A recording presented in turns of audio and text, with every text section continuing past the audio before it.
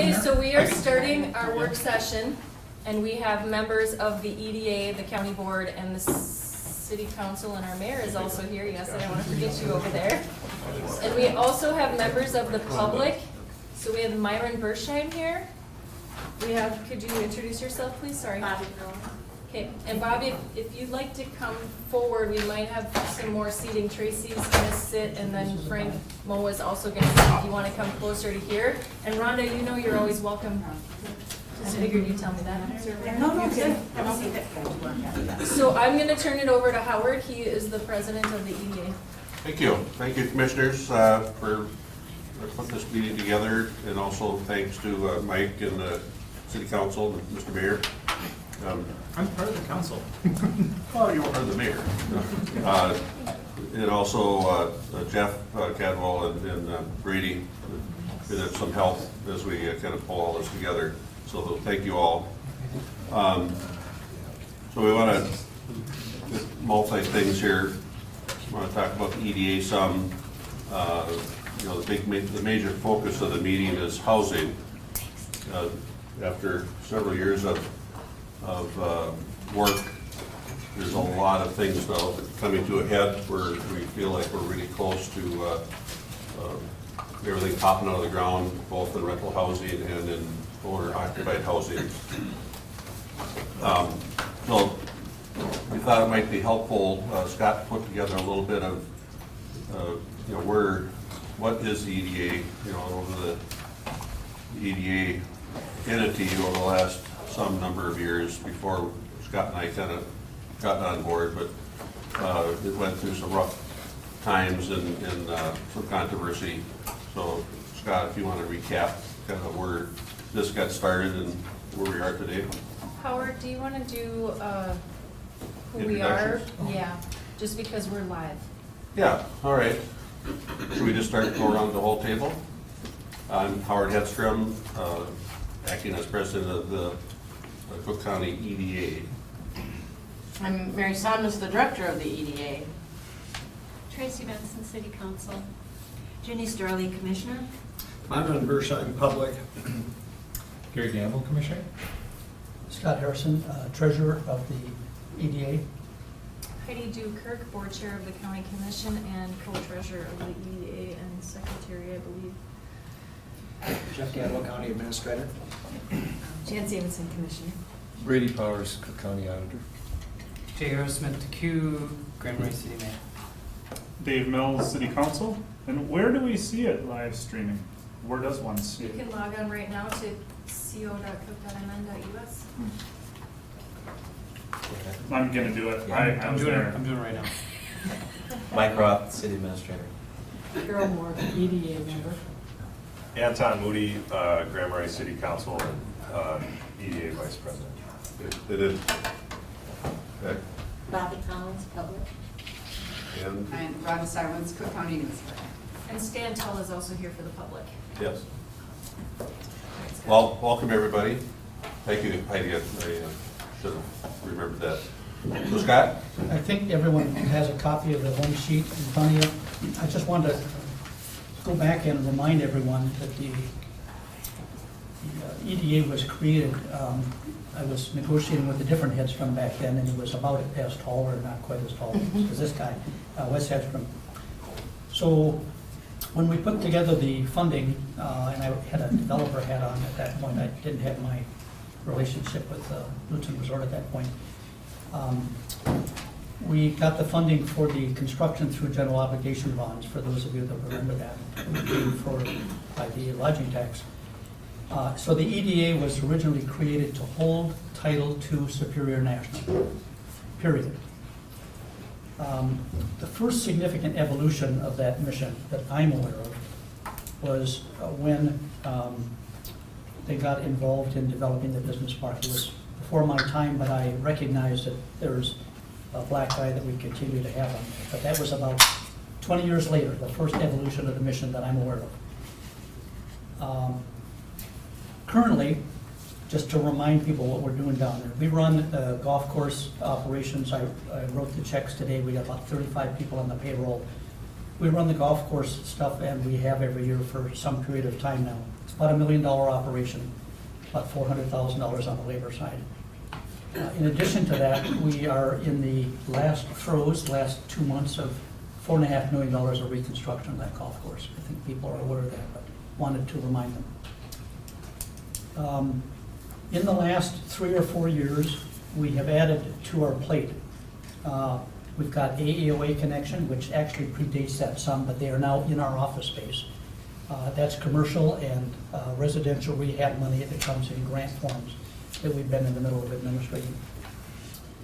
In 2013, we ended up negotiating a contract with UMD, who is a channel for SBA money, federal government money, for our Small Business Development Center operation. Now that's direct, free consulting to any business that comes in. People that are in business, people that want to get into business, people that want to get out of business. So that's Pat Campanaro, who people I'm sure are familiar with. So we run that day to day, and it is self-financed because it comes through the SBA, through UMD. In addition to that, we continue to have the onus of the lot sales, and you could remind me, Howard, in the last year and a half, we've had 2 or 3 sales, and I think there's another 1 or 2 that are imminent here. Yes. The real new thrust is coming from development assistance, and the current example we have is dealing with a proposed developer who came up here, Mike, almost 2 years ago, that was interested in assisted living up here. We took over the coordination of that role. We had a significant needs assessment done through Whitley that was $9,000. And we have an RFP out that is, the deadline is what? Friday. Friday? Yeah. For assisted living. Now the assisted living, what they are looking for land up here, and we're in a position to give them land if that's all that they're asking for, and that's my understanding. It could be in the EDA park, it could be someplace else, but we hope and expect that next spring, next summer, that there'll be assisted living project under construction and a potential significant taxpayer for those in Cook County. The other one that's really grabbed us hard, and we've invested about 3 years in comprehensive survey work, needs assessment work, focus groups, is housing. Through the GO team process, which I think most of you are familiar with, we spent pretty near 2 years trying to articulate the most significant needs in this county, and of the 4 that surfaced, number 1, housing. So we've got another year after the GO team process was completed. We raised about $81,000 in grant funds, studied different lots that were available. We studied what people had done in the out west in comparable areas where real estate was too high, where there was housing problems out there, and what we could learn from them. And what we ended up with was identifying 2 pieces of real estate, one here in Grand Marais, one down at Lutzen. The needs are different. The primary need up here is owner-occupied housing. The need down there is workforce rental housing, because most of the employees are down there, and many of the employees are here from foreign countries often in the summer, or they're here in too short a period of time. So we are close to a purchase agreement through our developer, One Roof Housing, up here in Grand Marais. We have a piece of property identified at Lutzen that is has been purchased by Arrowhead Electric, and we are deep into the throes of sourcing use of funds and raising the funds so that we can be in the ground next May. So primary purpose in doing this is to differentiate the first 20 years from what's been going on in the last 3 years. There's a lot going on, and a lot of momentum. And then why housing, the output of the GO team in all the surveys that we did, it became obvious that whether you're in timber or in lodging or in recreation or in government, the biggest single barrier to new development or new employees or new businesses or even employing your own businesses is housing. There just is not anything, you know, it's a recreation area, you know, all the rich people from somewhere else come in and escalate our home and land values and nothing's left for, you know, kind of the people that are sitting around the table or doing the work either in our businesses or even county, state, port authority employees. So that, we quickly learned that if we're gonna have any forward movement in economic development, housing is the nut that has to be cracked. So that's, you know, if there's gonna be and we haven't done any vision work specifically, but, you know, we think that there's gonna be, you know, housing on our plate for a while. I mean, we've got some projects. I don't view the projects that are before us today as the end all. You know, a lot of them are sample projects, proof of concept, the owner occupied in Grand Marais, for instance. We're looking at 7, I think. And there's room on that property for another, depends how we develop it, you know, at least double that. And maybe more if you use some duplex kind of thing. So it's got a proof of concept. We've got a good developer at One Roof. And they're aggressively, they're happy with the relationship with us, Infield County EDA. They're moving forward aggressively. They're doing good work. I mean, they've got a good track record in Duluth. We're happy with the relationship.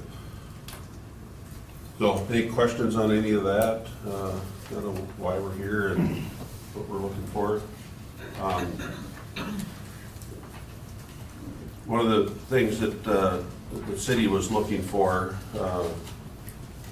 first when One Roof came up, is that document in front of everybody? There's a letter from Cliff on One Roof, and then with that is a source of use of funds. This is a letter that was sent from One Roof to the city. In the local, there's a column there called local source of $25,000 per house, $175,000 total. And there's going to be a lot of grant money that comes in from other places. All the grant writers, you know, like to see a little local skin in the game. So, you know, we would look at the 175 as not a big nut to crack, you know, for this group of housing in Grand Marais. I think the city has concerns that they don't want to be totally on the hook for that, you know, and what's possible for the county as a match to help with that commitment. And I don't know how you want to work this because we've got two projects. We've got the top Lutzen project with the Red Book, and we had a presentation on that a month ago. And we're looking at, you know, tax abatement bonds that would help finance that project.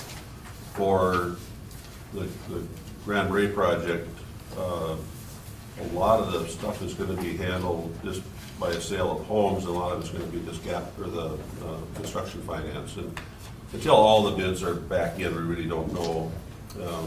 Cliff, who's representative for One Roof, you know, feels that the 175 or the 25 per house is probably the worst case scenario as we go forward. But you know, obviously we're getting to the point where we need some local commitment and match.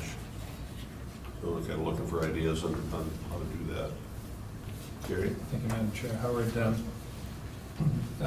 with the EDA, I mean, our discussion today, I think, you know, my position relative to the EDA has been the 20-year history, basically, and just trying to clean that up best we can. And certainly the decisions and things that have been done, the personnel that are part of that EDA right now have done an excellent job in being able to both address those issues and, you know, look, you know, forward to the future. So where that brings us. Having an effective EDA is important. Economic growth is hugely important. Thank you. I think what the community wants to look at is to see how we proportion that resource of people and dollars in addressing and creating those opportunities, throughout Cook County. The funding mechanism is something that from a long-term standpoint, if we go from molehill or mountain or whatever you call it, at a time, it's not stepping back and taking a longer range view. So this discussion today, for my clarification, is, and I think it's healthy to have it with all the players, is we have some things that we need to look at that are immediate, but so that we can plan and know where we're going year from year as the EDA, what is going to be the commitment from those entities that participate in this process. So I see two issues. One is we need to understand what's on the plate right now, and so that the EDA can move forward with other funding mechanisms as well as the partners on the local level, what can we expect here? And I think that's a discussion that's a healthy discussion, both from expectation of revenues commuted from our budget and for you as far as planning goes. So I just want to know what's our expectation coming out of this meeting. Well, it's certainly a strong signal from the county board, because when we get to our budget ask, it's going to show a healthy increase over last year in two areas centered around. I mean, we've now made the commitment to hire a 2/3 time director. We just had Pat Campanero as just kind of fill in. It didn't cover the body work that we're going to have moving forward, and couldn't do that work with her other workload. So Mary is on 2/3 time, and I don't think you're wanting for work yet, are you? No, I'm kept pretty busy. So, to shepherd all this through, it just takes, takes staff time, and you just, guys like Scott and I are good idea guys, and we can do a lot of stuff, but we don't do the busy work, and that's where Mary comes in. Just essential. And then we have moved the process. I mean, we're coming to the point where it's go or no go. I mean, we've got a lot of work. We spent a lot of money. We got all the planning. We've prepared the foundation for this. So now we're at the point where we're going to ask the commitment of public resources, to help push this project over the top. In the Lutsen Toffee case, it'll be the bond guarantee. I mean, bonds go bad in their public bonds. I mean, the public entity is going to have to cover that. Certainly, the project will cover the payments on that. So there's no cost, presumably, to the taxpayer for those bonds. The housing in Grand Marais, we're looking for that $25,000 per house or $175,000 up to a match. And when we went to Mike, he very vacillated between writing the check and saying, "Gee, who else is going to help write this check?" So that's why we're having the joint meeting, to see what mechanism the county may have. Howard, I'd come at it a little differently. I would hope that at the end of this meeting, if there are city councilors or county commissioners that have issues that would keep in the way of supporting either of these two requests, which isn't formal at this time, we'd have a heads up so we can address them. Right. And if I can, just in the context, and I appreciate the response, that, my position generically is that with organizations that come and request funding from, taxpayers, is that when organizations have demonstrated that they are working, using resources of both people and expertise and other funding mechanisms, then it sort of creates a momentum that says this seems like a viable investment. When organizations come, and this is a generic statement, and leave that funding mechanism to the taxpayer to have to fund, and don't demonstrate those other contributions. In other words, you're going to entrust monies to people that you feel are responsible, have the acumen and the ability to use them wisely. And if that helps our community address real identified need, I think all those things are healthy things. And to the extent that I see that contribution to the ask, then I'm more inclined to support it, if that makes sense. Yep. Commissioner Gamble, I want to address that a little bit. You were on the board when we approved 2 of the lots in the business park to be Yeah. turned over to the EDA for housing. And we had Abby Tofty on, who's done a lot of the survey work and everything on our committee. And she got pretty angry with me because she was ready to dig a hole in the ground and start building. And I was very apprehensive. I put the brakes on this group numerous times because of my fear that we would fail. Because to me, we don't have an opportunity to fail. We have been trying to build our reputation for a long time, and so I'm comfortable at this point. I know that we've done our work. I know that we've done our homework. We looked at properties over the entire county, and then Howard and Scott and Mark Sambo worked with One Roof, and they were apprehensive. They were not sure this would work here, and so it took a commitment from them to trust us, which I think is part of the stamp of approval. If they're comfortable with us, that we've done our homework in advance, and that we're ready to move forward, and I know it's a huge step, so I would hope that anyone that's uncomfortable in here, please ask the questions to make sure, because you have not been sitting at the EDA table with us, so you don't know, and I don't know how to make it more comfortable for you. But I'm comfortable, and I haven't been up to this point. I've been very, very scared of where we're going because I was worried we were going too fast. But Well, at this point, I'm okay. Yeah, and if I may, Madam Chair, that, you know, my concerns expressed in the past is that what we bite off, we need to chew and digest. And there Mhm. hasn't been a lot of digestion.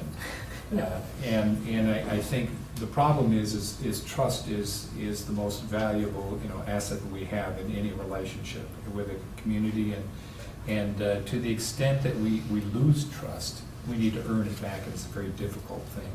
And it's not an intention on my part to not be gracious in that process, is just recognizing that we need to reestablish a foundation. Because the risk that was taken in the past that seemed to be well-informed did fail, and the result of that failure eroded trust. And so I think an honest, you know, discussion about that is the first beginning to try to put those pieces back together. The other thing, as we all, I think, can relate in personal experience, to the extent that we put those pieces in there to reinsure some of the things we learned through our bad experience, then that will help earn trust as well. So it's simply a matter of responsibility on my part, not unlike each one of us, in trying to weigh, is this risk measurable? Yeah, well, Hey, can I say something? Thanks.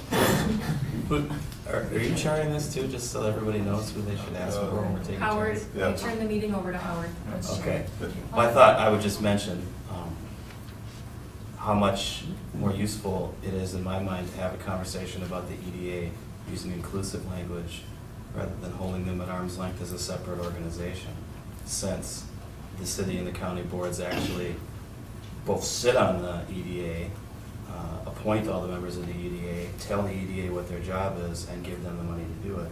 They're not like an outside entity that's coming and asking for money. They're us. They're doing what we asked them to do. So I think they should be treated differently than the tennis association. You know, that's just my opinion on that. And since I'm here, I thought maybe I would just share what my concerns were rather than let others describe them as they've received them. When I look at a request for funding for something like this, I wish we had a conversation about housing that got down to some more details about what we were willing to spend before we had projects, but we don't. We have projects, so we need to be able to address them, but I think at the same time, we need to talk about those big picture items. Are we committed to affordable housing? If so, are we willing to spend taxpayer dollars on it? If so, how much? And then also, how do we decide which projects to spend it on and where those should be? If we had those sorts of higher level decisions already figured out and agreed to, then this would be such an easier conversation to have about these projects. Now, a lot of that thinking's already been done. You know, where should they go? How much should they cost? All those sorts of things are related to the work that the EDA's done on this. But I still think it would be better for us all going forward if we had some agreement on those big concepts, and then we knew okay, this is what we've committed to on an ongoing basis to improve affordable housing. And then we've asked the EDA to administer that and go out and do the best that they can to make it work. So they've already come back with what they said is the best that they can to make it work, but we haven't yet said what we're going to commit. Well, it's an iterative process because, you know, you don't know what you're gonna ask for until you get all the numbers in, you know, and that's where One Roof comes in. I mean, they're the developer, they know the stuff, and they put it together. You know, they've drawn in other funding mechanism, and I think they even have some grants out waiting to hear back as we speak. So, yeah, some of these things aren't knowable, and, you know, as far as being involved, it's all been in committee, you know, up until this recently, and as you know, Tim Kennedy's been extremely influential and involved, you know, as was Abby before him, and still, and, you know, Anton through the EDA. So I apologize if we haven't communicated as well as we should, but we've had those vehicles in place, you know, just because how it's chaired, or how it's. Don't misunderstand me. Yeah. My point was not a criticism of the work that the EDA has done at all. Yeah. My point was that we haven't really made your job as easy as we can. Oh, thank you. Yeah. By telling you what the budget is, for Right. instance. Yeah. You know, Yeah. I think people should understand that One Roof Housing not only is the oldest of its nature in this state, but they're one of the biggest nationally. They have over 300 units that they have done this kind of project with on the land trust model. Furthermore, they're not just the developer here, but they are interested in ongoing ownership and management. So that's important for people to understand. EDA is not interested in doing this. I just had a question based on how you commented, if I understood this right. They had an initial reluctance, if I understood this right. I did. Oh, I thought you said One Roof did. Oh, I think we had to sell them. Yeah, we had So to, my question is simply, was it numbers or was it feasibility of having something up here? I don't, you know, like not full confident they're, answer, just they're curious. central in Duluth. Right. And they have not spread out from Duluth, and so when you wanna spread out, you would go to Cloquet or Mhm. Silver Bay, Yeah. and we were asking them to come to the end of the state.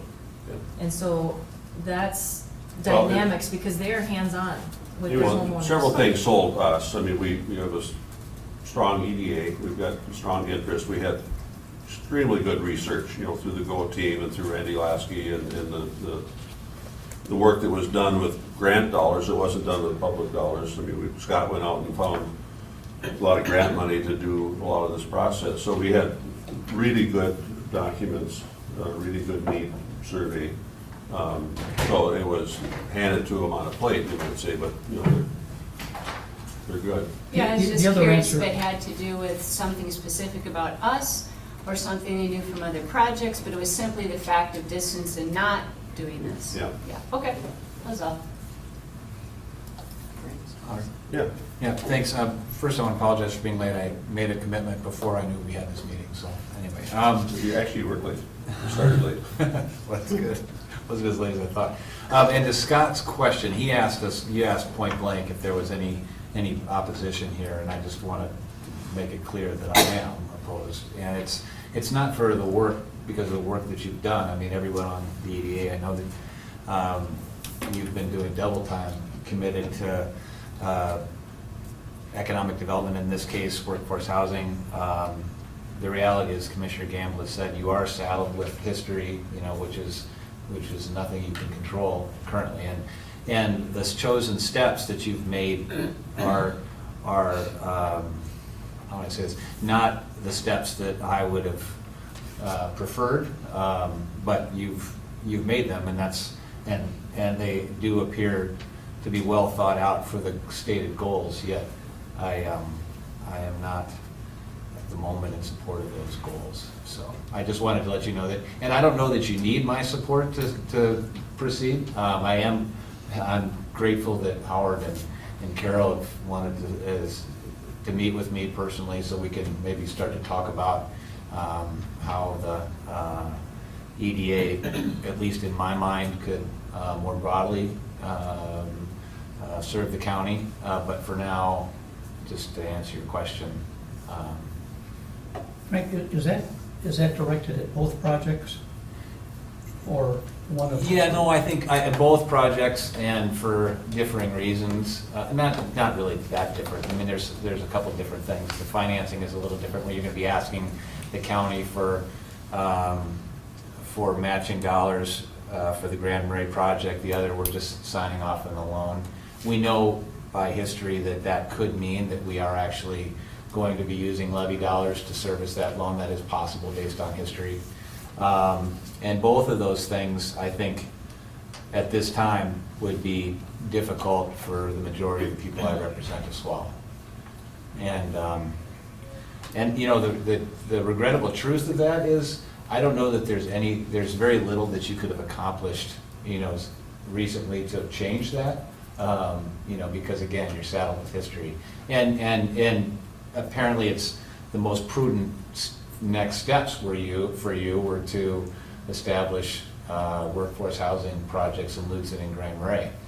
Well, that's your choice, and countywide, you obviously perceive that to be the best decision from the perspective of myself and what my thoughts are, what my the input I get from my constituents is that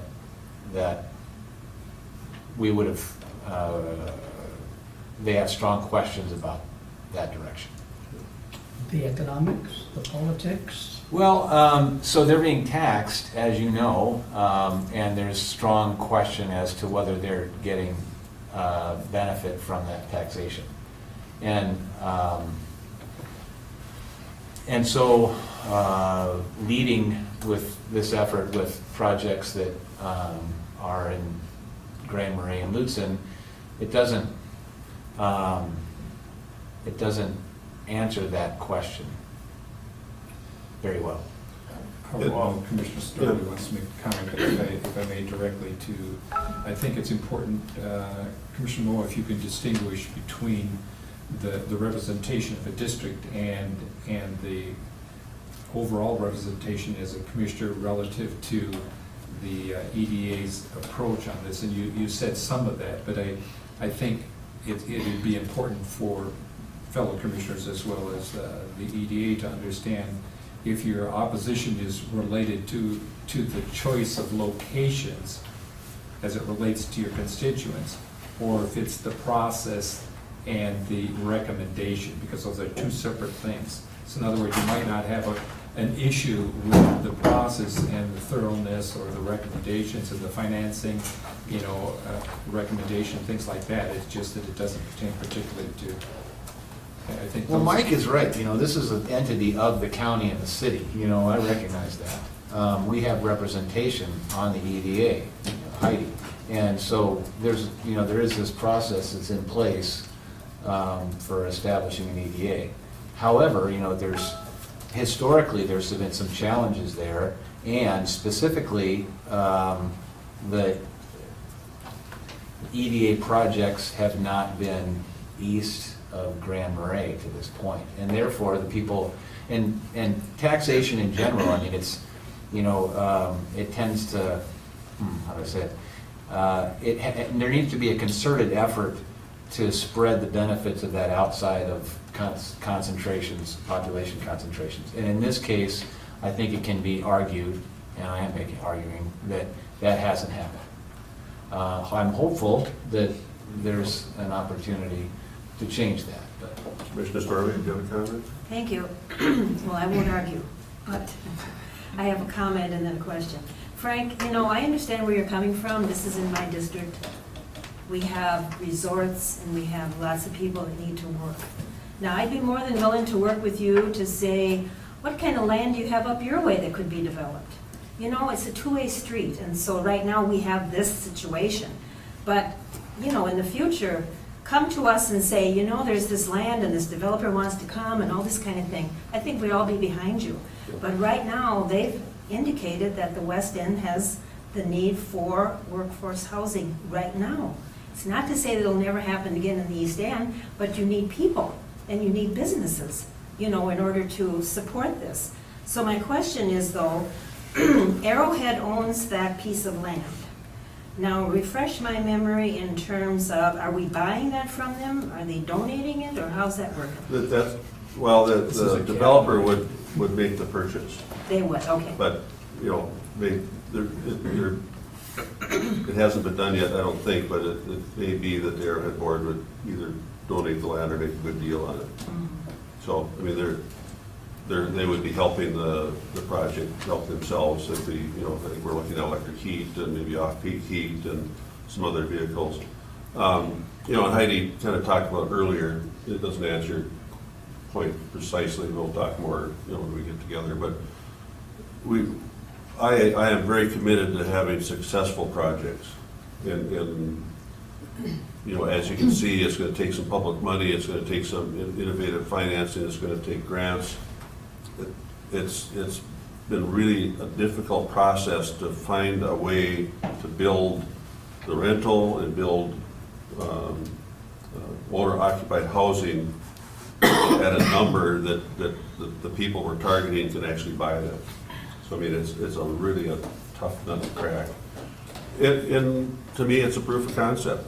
So, and we'll talk more, and you know, if we don't get your support, that's, you know, I'd like to have your support.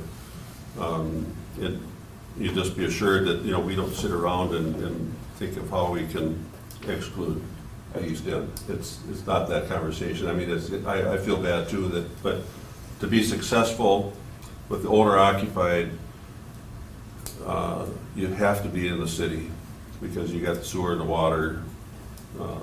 All the development costs are so much different. You know, you get a site and it might make you mad or worse, but we did survey properties throughout the county, so we have identified properties that are buildable, or have the right slope and other attributes throughout the county, including the East End. Maybe, can I? To answer Yeah. Ginny's and Anton, you're probably going the same direction. We started out with 50 properties, and we didn't start out with 50 properties for sale. Some of you might think this is a backwards way to do things, but we looked at all of Cook County from up here, and we said, where can you put 7 buildings? What has the less wetlands, the ground, what's available? So we come in and we've got these 50 properties. Well, 30 of them are owned by the Forest Service. We all know that's gonna take 28 years to happen. Then some are owned by the county. That might take 10 years. So then we narrow it down, and we literally had to go ask people if we could have their property. But before we got to that point, does it have a road that's a public road that you can get access? Does it have electricity? Does it have everything we need to get there and build, and what's the mobility gonna be on it? So we took the whole county, and we had properties from my district. I mean, I'd love to have a property in my district, but my fear of failure, we had to pick somewhere that was most likely to succeed so that we could move on and do my district in your district. These were the most feasible properties that we could do, and we didn't even know until we asked the property owners, you know, basically doing a cold knock on the door, hey, you have some really nice property, can we have it? And so we did. We looked all over, and I'll turn it over to Anton because he was part of that group with me, and it was not easy. Well, and I think a lot of where that stemmed from wasn't just, I mean, the property search was one aspect of one of the many 7 o'clock in the morning meetings we had in trying to take the results. Have you read the 87-page workforce housing study? Not all 87 pages. Well, you should, because it's important. And it shows how, I mean, it wasn't the EDA, and it wasn't even the additional community members that we had in the housing committee, like Tim and others, it was all the respondents that we had, both via, you know, mail-in, email, internet stuff, or like full-on, like, you know, 25 people in a room working with Randy Lasky to define what it is you want, what is your proximity to your workplace, what is, you know, what are these things that we're trying to, that are gonna make this a success? Because everybody that's on the EDA right now knows that we can't fail. You know, and I mean, really, I think even the ability to like change, I mean, the kind of the bruise is the business park and what's happened there. I mean, I don't know, we've been on for 2 years. I mean, there's been at least 4, I think, sold up there. Right away, we changed. again, trying to, a quick change that we could do to address housing and economic development, we switched 5 lots over to owner occupied so that somebody didn't have to make that choice between building a business and building a home. They could do both. And, only one of those have sold, but that, based on how many lots have sold total, I mean, that's pretty good. So I just think I'd encourage you to read that, and, again, you might not find what you want to find in there, but I'd look I guess I'd ask that you look as the county, because this isn't a Grand Marais.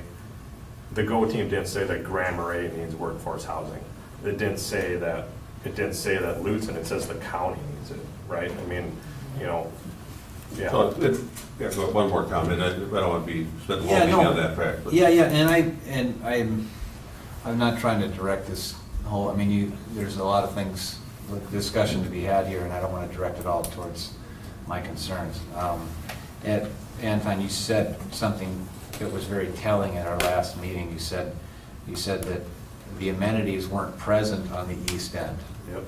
And so workforce housing for the east end is probably not the need. I think we need to back up. And so there is work, I think, to be done there. And I might have been more talking about infrastructure. Because that's really, if you try and break down what's buildable in this county, what's buildable is infrastructure tied into the city of Grand Marais. It's a range of per unit $50,000 to $70,000 per unit swing. So if you can plug that extra $50,000 to $70,000 into building costs, which are already high, then you actually have a better success rate because you're able to concentrate and tie into the system that's already exists. If you have to create a whole new system, the only way to make that feasible is to go with a multi-use structure like is going down in Lutzen, and that's where that's feasible. But would a 20-unit complex work in Chicago Bay? I don't know. Maybe it would. No property, So, but I get your point. Well, so not to get too far off track, because really what we're here is talking about how the city and the county independently or together, especially on the Grand Marais houses, where do we come up with the 175? Jeff? The comment I would make, coming from looking at economic development from outside of Cook County, from other places, is I hear. I wasn't here for whatever it was that happened that everybody's holding over everybody's heads today, which. I'm tired of it, but go ahead. So It's holding us back. Economic development is like a batting average in baseball. You're not gonna win every time. You're spending money on development, you're spending money on advertising, you're spending money, and you're taking 3, 4, 5, 10 chances to hopefully get 1 or 2 impactful projects. To expect economic development to bat 1,000 is unrealistic. Right now, I think from what I've seen from the time that I've been here, is this EDA group is set up to have a series of big wins in a row. So hopefully that history can be put beside, but I really hate to see this group handcuffing themselves by saying we can't afford to take chances. Because I think economic development by its very nature means taking chances. Economic development authorities were created to be able to lend money in riskier situations than banks are able to. They were created to do things that other people can't do and to take risks that other people won't take. That's why they exist. So, for my 2 cents, from outside of the realm, we can't. There's going to be development money, there's going to be advertisement money, how else are we going to find interest? There's going to have to be study money, which we've spent, to get to this point. And you want to do the best research you possibly can to predict, to come up with the best outcomes you possibly can, but sometimes they're not going to work. Yeah. And I just wanted to speak to the West End, East End, Gunflint Trail, Grand Marais issue. I firmly believe that successful economic development anywhere in the county benefits the whole county. And in real estate taxes, and so to really keep nitpicking on where the housing goes, or where this development goes, or where this goes, or where that goes, I think is not the point either. I think economic development, if it's successful, helps everybody in the county. I don't disagree. So, back to the point of, Yeah. of ideas of where we get, you know, how do we send a signal to other grant providers that we have a local interest and are willing to put some skin in the game? You know, what's the method? Gary? Thank you, Howard. I'd just like to ask Mike if you can answer this question. I know we've had some discussion at the board level relative to the revenues on the sales of the lots at the business park, and that we were holding those monies with the intent of paying off early. And I'm just saying from the standpoint of dollars available, if we might have more benefit with increasing costs and identified need, if there was a way in which those dollars could be accessed to try to alleviate some of the overall, you know, costs. It's just a question. I don't know.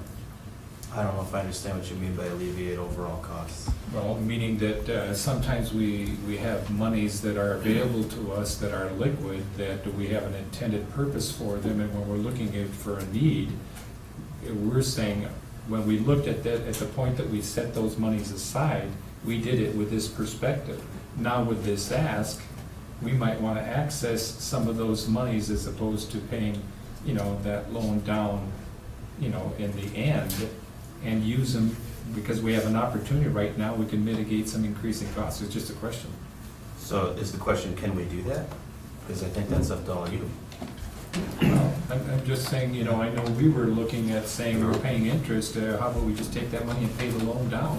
And I think the response that came from, you know, Brady was, I think there's an intention just to store that up and then pay the loan off early. And I'm just saying, if we're looking around at creative financing and available dollars that might mitigate impact on levy, that might be one avenue. That's all I'm suggesting. And if it's up to us to make that determination, I think it should be something we evaluate, that's all. Yeah.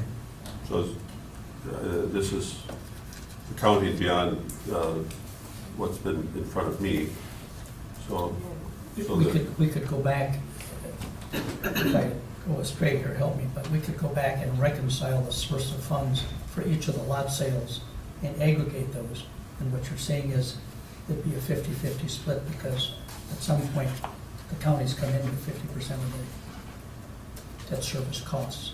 Well, if we're looking at the deal that was between the city and the county and the EDA to pay the business park bonds and to allocate the lot sale dollars, one of the purposes in my mind was to just make that two separate issues rather than one.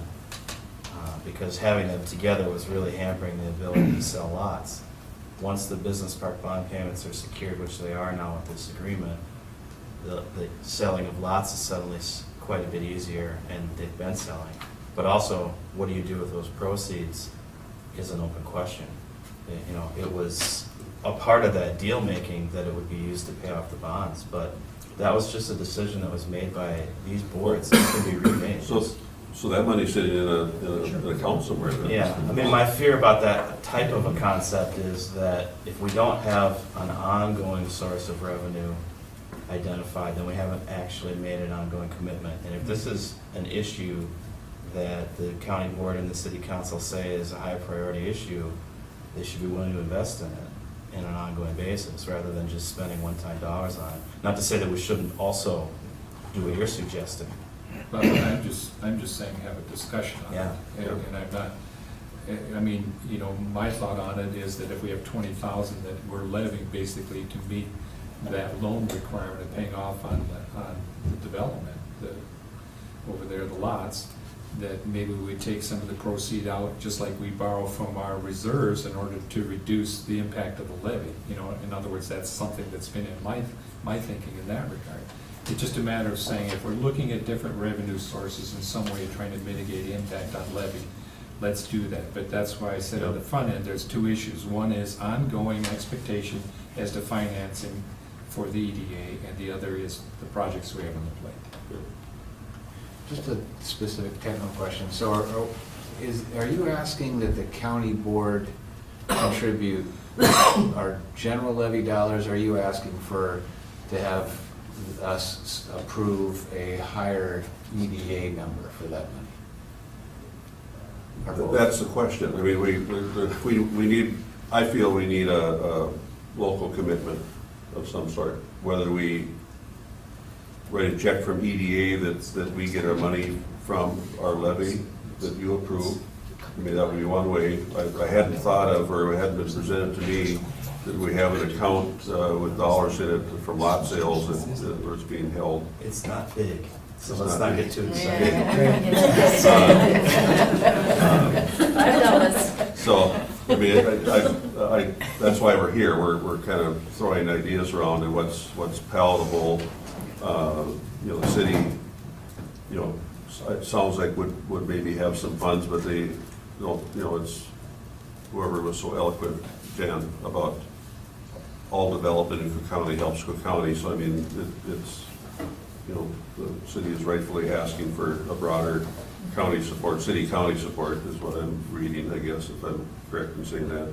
And Mike, you want to know the future support, not just what we're going to do on this project. What is our intent going forward? I think that if you expect the EDA to continue to tackle this issue, that you owe it to them to give them an idea of what their resources are. Yep. So a specific question, when Mike and I have had this conversation, is if the EDA, if we had an agreement and we've been supporting it for 3 years and we were at the point where we need $175,000 cash to close this deal, and over the last period of time, we'd already made that commitment, and the EDA said, that's completely appropriate. It's also within the scope of the direction we've been given by the city and the county, and we have the money to do it, then we wouldn't have to go someplace to look for specific project funds. So that's one specific example of how we have a conversation about, okay, we've got to figure out if and how we're going to do this one. But going forward, if we're going to have situations like this come up again, how do we build that into the system so that we can carry those things out? Well, if we do it like that, then we also have the availability of funding for the time when we're ready to do projects in the East End. Because then we have that fund established. So to me, that seems Exactly, like. and you still put those, you still designate those funds. I mean, we talked about the need to have development funds, the need to have marketing, the need to have actual construction or project-based funds or grant matching funds. So you designate those within the budget and you set money aside for those purposes. And again, you still have a decision-making board backed by 2 other local units of government. Yeah, Howard, and in theory, I certainly agree with that. We've been having this discussion with department heads and outside agencies as to the fact that, and for the YMCA, as to capital investment and maintenance. We do evaluation of where we're at and what we're going to let slide if we don't do something more proactive. Those are realities, and where the challenge comes is that we've asked that discipline be evident in requests that come before the board, but when they come before us, the impact on the levy is such we can't honor it. If we could incrementally build a reserve or capital, it would be great, but there are times when, I mean, the monies that went to Chippewa was, we were flush with dollars. I wasn't, part of that discussion, but we were at a point. I'm sorry. Yeah, I mean, at a point that some money came in and we had something to be able to contribute. That was a grant that came through the county. That was an extra. All right, so it's somebody else's money. Yeah. So, but my point is, while I agree with it in theory that there are times, and we'll ask, we'll say, well, what are the commitments coming to us financially so that we can address some of these things which are best practices, but in reality are very difficult. I attended a housing symposium, Minnesota Housing HUD, throughout, the Upper Arrowhead region, and it was up at the Discovery Center. And they said, we need to address this workforce housing, on and on and on. Yeah. Well, we're not unique, this is. No, I know that, and all the boards that I sit on, but the point was that to say the way we solve this is we just levy for it.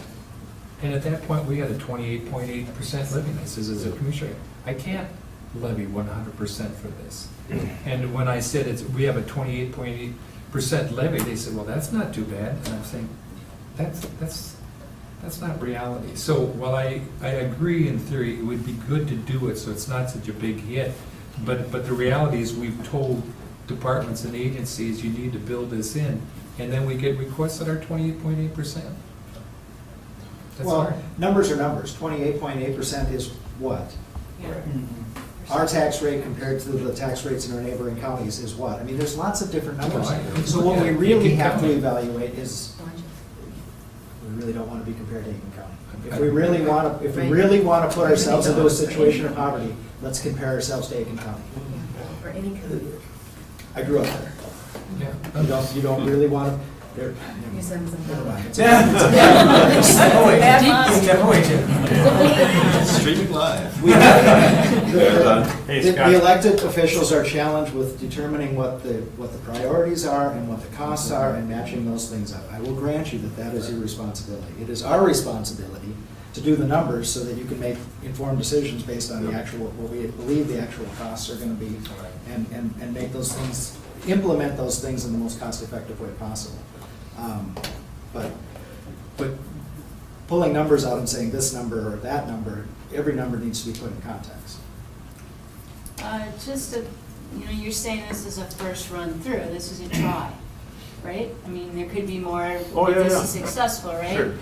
So, We'll generate why, more. I mean, it's important to know future, how much money can you kind of allocate, not dollar-wise, but, way to make this move forward. But maybe that's not a discussion you have to decide right now, because first you gotta get this try through and make sure it goes. And then then you can decide more what you want to do long-term to come up with future, a plan or a layout of how you want to fund it going forward. Not that it is an important discussion right now, but I'd hate to bog this down, because you're right, your circle is this whole county, and you're doing a try here. When you've identified for a variety of reasons why these two locations are best for your try. So let's make sure this goes forward, and then sit back and think about all these other things, because there's too many unknowns to sit and spend a lot of time spinning, figuring out how much money you're going to be, or what your formula is. Because you're right, you're trying to act like a business and take a business risk with a bunch of government stuff, and it doesn't go really well, right? Clearly. Right away the first time. Okay. So it would make sense to know you had a certain amount of money allocated, but maybe you can't get there quite yet. I look at it as phase one, not as a try. We're gonna be successful. So Well, it'll be and I'm phase one. sorry, I So, didn't mean yeah. that you wouldn't, Howard, but I mean, it's like your first layer. Yeah, yeah, You're yeah. gonna do more, and maybe it will be Phase another one. part of the county, who knows, Mineral Center, we don't know, but let's kind of get this rolling. Yeah, Scott? Let me roll forward the concept that has been articulated here and think through where it might lead. If we were to go back and take the 7 ±1 lots that have sold and identify those funds that have been turned over to the city and free those up, Okay. the city would have to do that. And think about, as new lots are sold, funding a reserve for economic development. What are people's thoughts about whether or not that is supportable, because the front end would have no impact on the levy, Yeah. neither would the back end.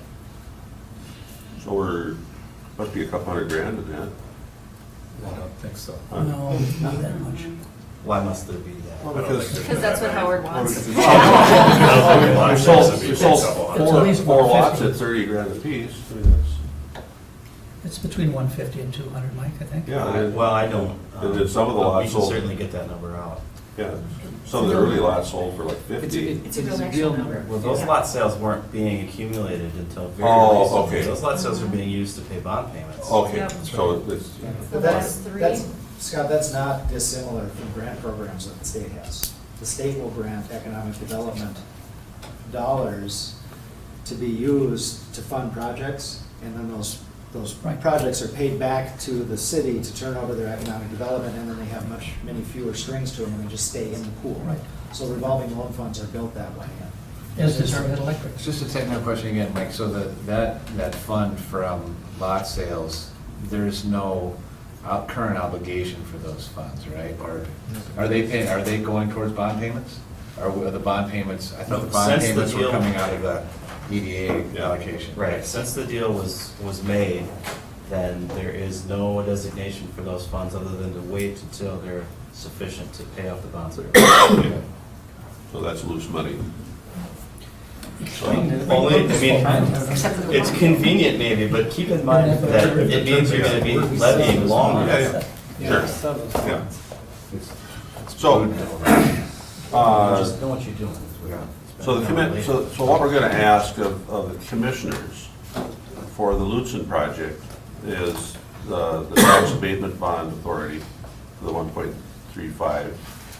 And also, that's for the Lutzen, and for Grand Marais, there's a purchase agreement, I think even a check has been written or Earnest something. money Earnest has money's been put down on the lot, on the west end of town here. So that, I think will close in a month or two. Try to push the closing back closer to when all this will come together.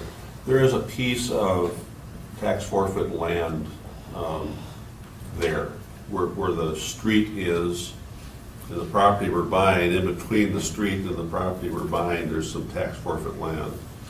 So we will propose that once One Roof owns the land, then have them come to the county to buy that tax forfeit land. So that would be an ask for that piece. Or Brady might have more information about what could happen with that tax Well, forfeit. there's options with tax forfeit, but we'll explore that thoroughly, once that happens. It could be that you could sell it to the EDA. Yeah, but then it's two transactions, so, I mean, I prefer just one transaction. Well, I'm not I sure. think which is legally the it has to simplest. go to the EDA. Yeah, well, you can sell it to adjacent owners if it's unbuildable. Okay. So that's it, but you have to offer it to all of them. I'm not sure who all the Oh. owners are. So, well, you just have to look and see what's the best option. Right. of those. Okay. And the other thing I think should be clarified relative to that ask is that tax forfeit land then would go on the tax roll. Correct. As part of that. Yes. Yeah. Yeah.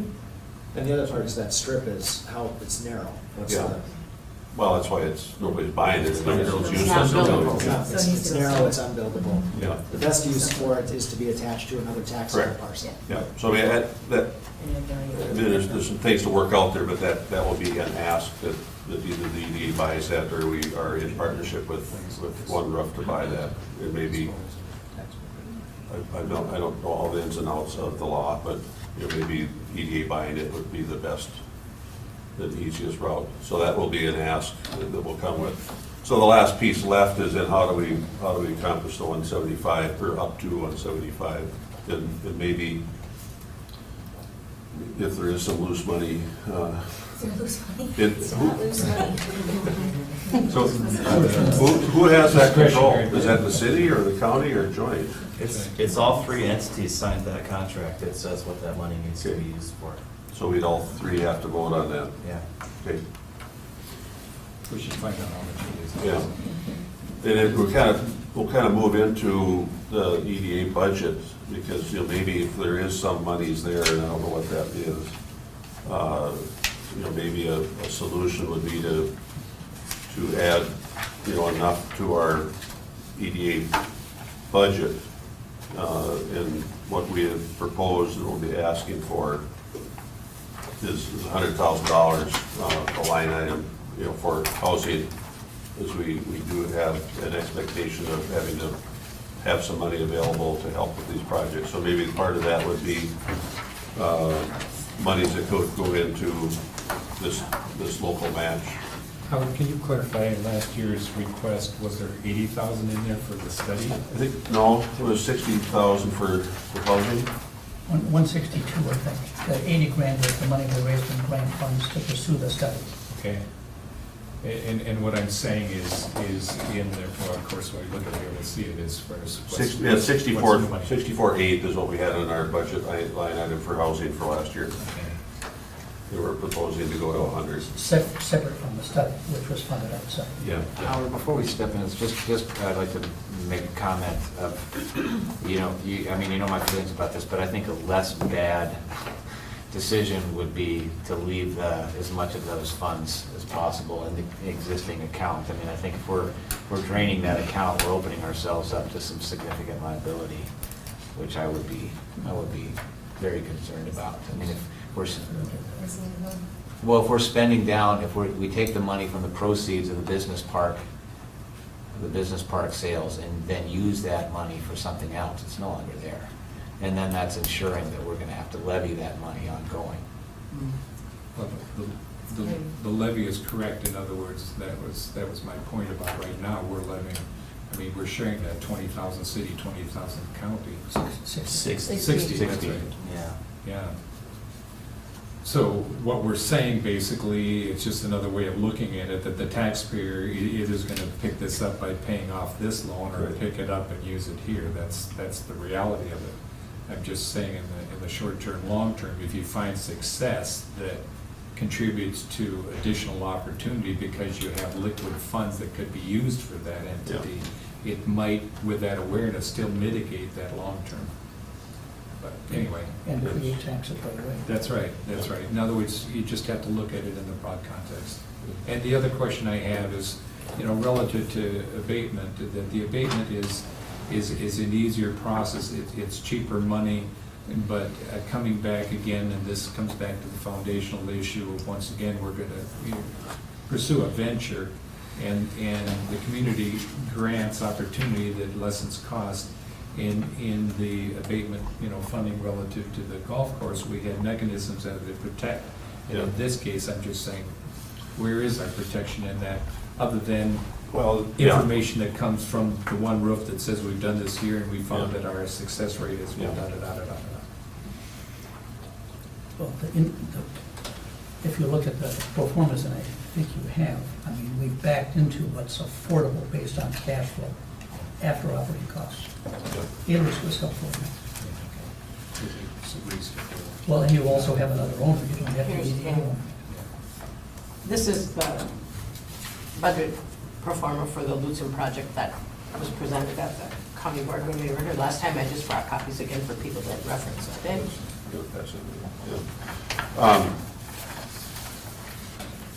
Oh, you want me to walk through this?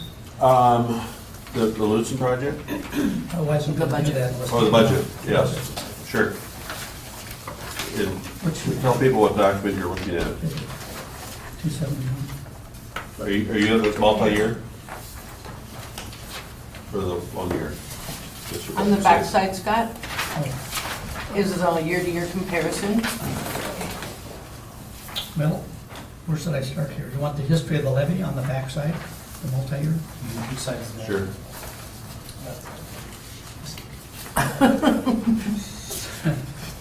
We can't even agree on which side the paper on. I see it as the others. So what's a little confusing is the $60,000, for reasons that escape me, come through the EDA and then go to the city.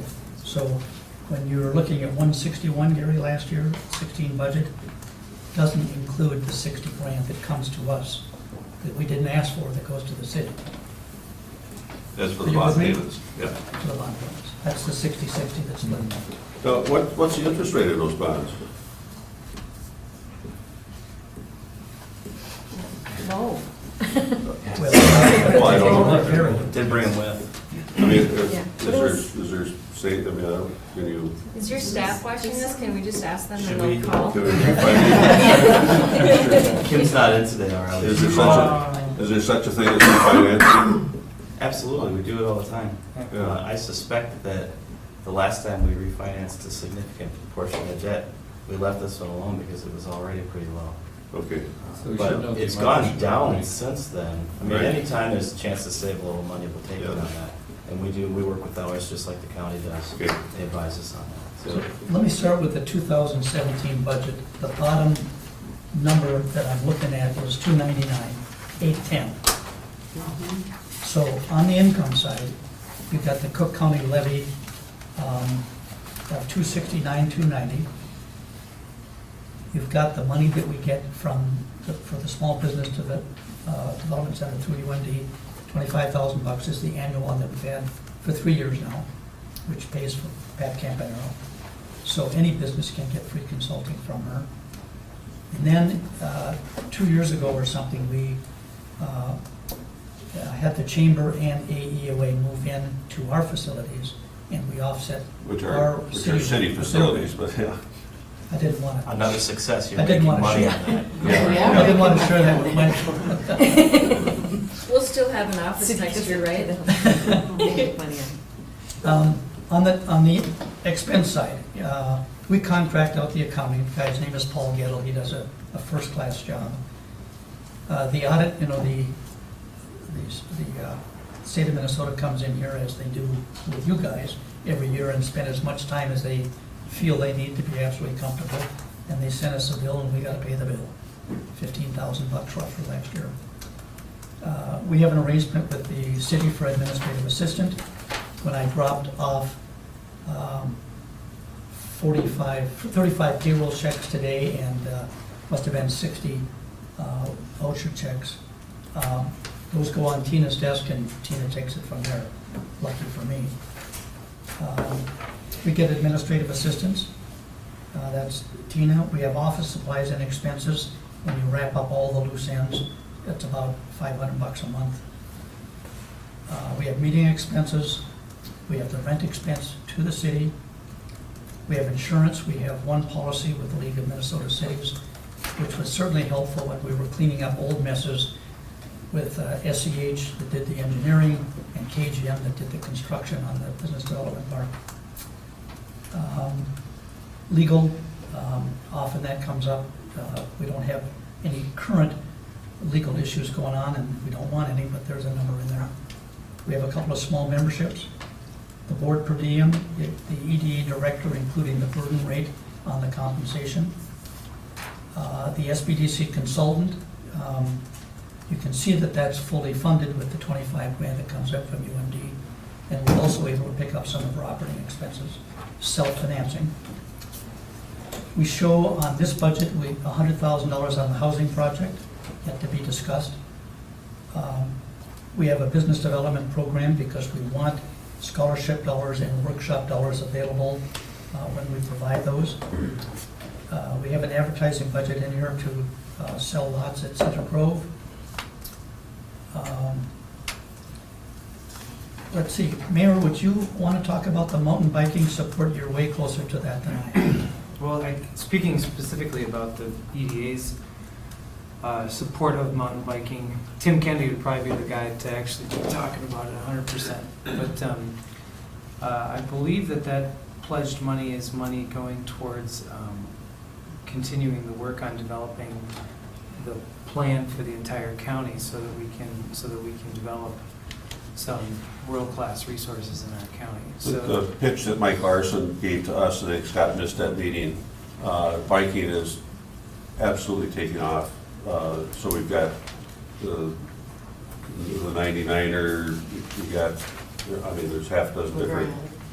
the Grand du Nord. Right now we have three world-class mountain biking races in our And I think in our community. So these movers and shakers are kind of getting together. It's all being done with volunteer help and lots of running here and there, and they're kind of looking and saying, geez, there's a position here. We should hire somebody that's going to manage this whole thing.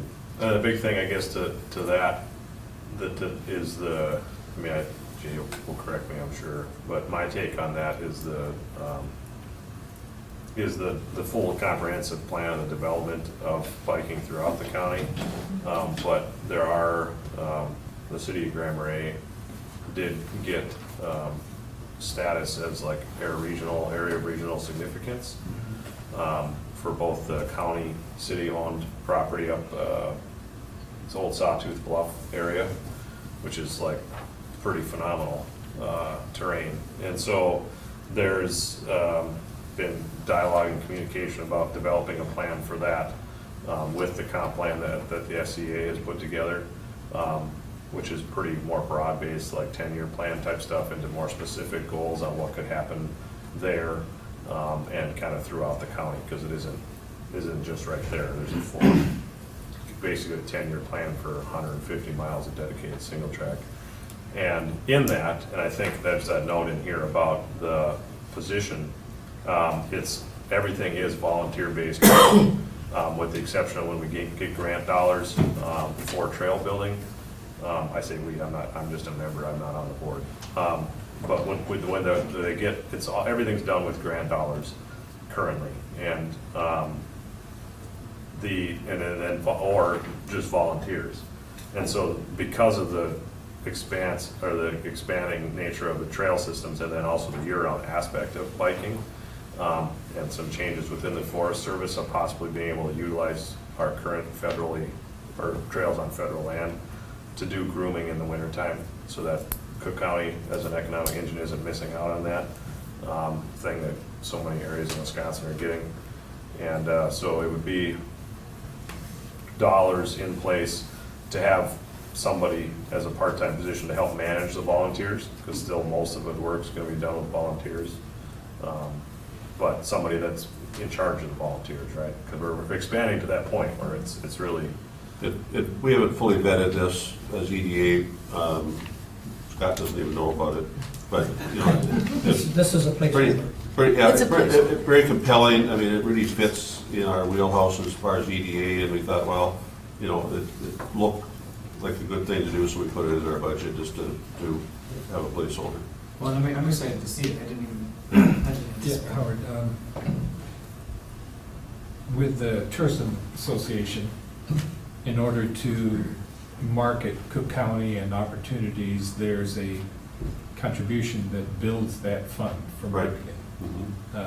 And I don't know with the present events that we have, if anything is linked in that way that would go to fund things that create opportunities for this specifically. That's one of the sources of funds that they're going to look for. And it would seem to make sense that we look at that. We could look at other areas that have similar, developed trails. And I don't disagree. Like I say, it's a in other words, placeholder. We haven't fully vetted it. And the legacy monies, they wouldn't fund positions, but they do fund projects. So my response to this one, we're prioritizing because we get a lot of asks. We certainly can sell the benefits of these, events in our community, but if we could do something that contributes to future, that sort of defrays that from putting it as part of the levy, that would be my recommendation in that regard.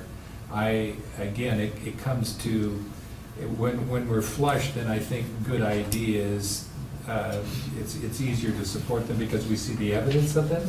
But when it's difficult because we've got asks on many fronts, then I would like to see some other creative opportunities. And that's what I want to hear. I think we want to hear is we have it as a placeholder. If the board says no and hell no, we have to listen to that since you have control over it. It is not empathetic to the recognition of the value. It's just saying, and even in the discussion now, we've got sort of, this is coming new to a lot of people. So it's just saying, let's find mechanism to do this because it is worth funding. So it's a two-way street here. We're presenting what's on our plate, and then you need to tell us where you're comfortable. And I maybe have two uncomfortable votes here. Well, to this point, we're going to be meeting to write up the job description for our new Parks and Trails Director / Land Commissioner. Oh, and maybe that fits in that wheelhouse too. So based on our Parks and Trail plan that we finalized, this was coordinating of the volunteer groups around trail development and events was part of the plan for that. I guess I'm not aware of that plan of yours, so, as you develop that, we need to have that communicated, so Mike Larson's and other people around. And Mike is talking to Dave Demmer about that, so there's communication. And when Mike presented this to the EDA board at our last meeting, he said, this is not a complete proposal. It's a work in progress, so we're all trying to figure out. I think our reaction was, man, this makes a lot of sense. We'll put a placeholder in here. Certainly more discussion to It follow. would be beneficial for us to have some, outline of expectation in that position so that in our personnel committee, when we're looking at the Parks and Trails things, we could see whether that fits or not. Yeah. Okay, well, we'll keep working on that. Yeah. Howard, three other things. You see the Cook County Local Energy Project down there at $8,000 in our memory, which is not infallible. What we thought is we had some kind of directive or suggestion from the county last year that we would be the conduit for an $8,000 grant to CCLAP. So this isn't our dollars, it's our best collection of memories of something that came from the county. Well, the county board authorized your levy last year removing C-Club. Yeah. So we got that on our own at 5.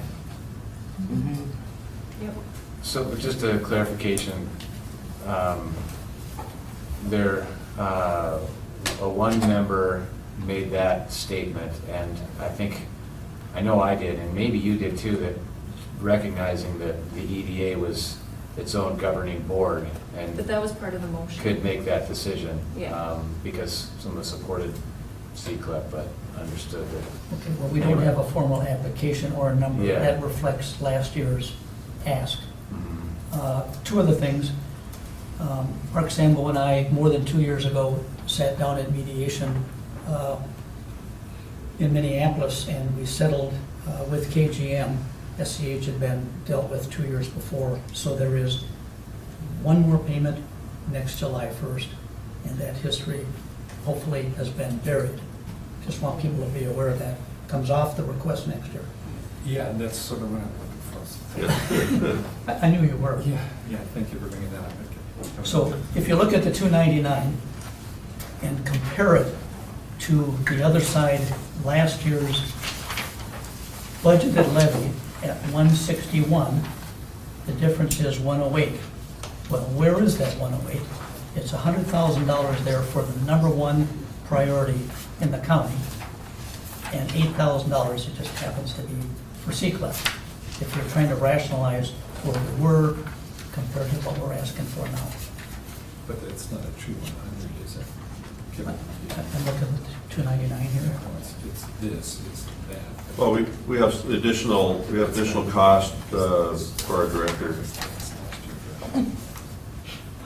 Sorry. A lot. It's okay, 2/3. I'm here for the people. Take care of your people. Us from here. Yeah. Right, we did. I'm being corrected here by Commissioner Yeah. Gamble. Sorry, yeah, just. Yeah. Appropriately so. Yeah. Well, anyway, that's the ask, with front and center, significant support for the housing project, the number one priority in the county. For both housing projects, Yeah, just projects to- in both locations. Yeah, and to clarify then, that the request, the two components in this meeting, funding for the EDA and the project funding. Is this 100,000 where we said we need 175,000? Is this related or unrelated, that 100,000, to the Well, That 175,000? requires a sophisticated answer that we're unable to articulate at this point. Well, what is your desire? That's the question. I mean, we've got some of this 100,000 we could, allocate to, some of it we need, for the We Lutzen should know project. designation. Some of it, and it's a work in progress. We don't have, as One Roof gets their stuff developed. Well, this is a preliminary discussion Let me anyway. answer it a different So way. it- As we get closer to our source and use of funds, Yeah. and that gets definitive, this can get more Yeah, definitive. but, So I see to the tongue in your cheek, is that? do. So you're asking if the EDA is asking for an additional 100 in their budget plus 175? That's correct. I said, Well, is this it's- 100 related to the It 175? or can not? be, and then that's the question for here. I mean, is the city willing to, write a check? Can we access the business park sale, lot sales, whatever that fund is? I mean, Or something. maybe it's several of And the other thing everything. in your 175 ask, is the land purchase included in that cost? Yes. Yeah, And so right. if the land is given, No, see, That doesn't, yeah. they have to, they have to buy the big piece of this is, land. this is the other. okay. Yeah, that's just a little, yeah, Okay. yeah.